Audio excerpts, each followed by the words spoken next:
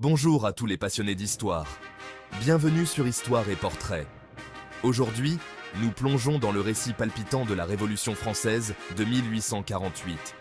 Accrochez-vous, car cette histoire est un véritable tourbillon de bouleversements politiques, de changements sociaux et de moments charnières qui ont façonné la France moderne. Plantons le décor.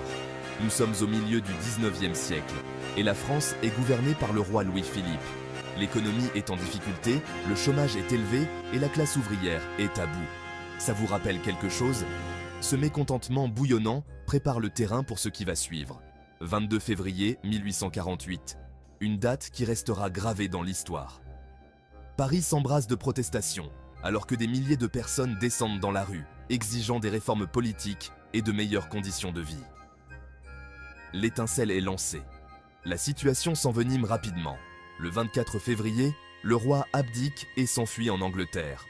En un clin d'œil, la monarchie de Juillet s'effondre et la Deuxième République voit le jour. Mais la Révolution est loin d'être terminée. Place au poids lourd de la politique.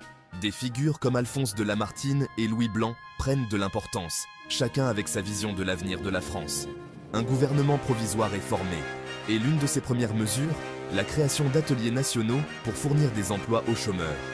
Cependant, ces changements ne font pas l'unanimité, les tensions couvant entre la classe ouvrière et les factions plus conservatrices de la société.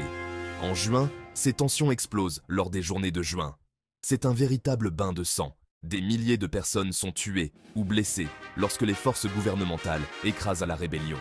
Au lendemain des journées de juin, un nom familier émerge, Louis-Napoléon Bonaparte. Oui, le neveu de C.E. Napoléon. Il est élu président de la République en décembre 1848, promettant ordre et stabilité. Mais, attention spoiler, il a de plus grandes ambitions. En 1851, Louis-Napoléon organise un coup d'État et se proclame empereur Napoléon III. La Deuxième République est morte et le Second Empire français est né. Une fois de plus, la France se retrouve sous un régime autoritaire, mais les graines de la démocratie plantées pendant la Révolution demeurent. Alors, que retenir de la Révolution de 1848? C'est une histoire de lutte et de changement, un rappel du pouvoir du peuple à façonner son destin. C'est un chapitre de l'histoire qui a ouvert la voie aux idéaux démocratiques modernes en France. Et voilà mes amis, la Révolution française de 1848 dans toute sa gloire chaotique. Si cette plongée dans l'histoire vous a fasciné, n'oubliez pas de vous abonner pour découvrir d'autres récits du passé. À la prochaine et continuez à explorer